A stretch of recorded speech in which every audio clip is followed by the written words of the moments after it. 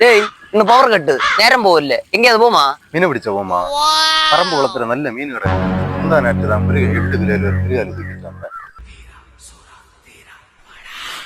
நமக்குள்ள ஒரு போட்டி வைப்போமா யார் பெரிய மீன் பிடிச்சான்னு பாப்போமா போல பாப்போம் போலே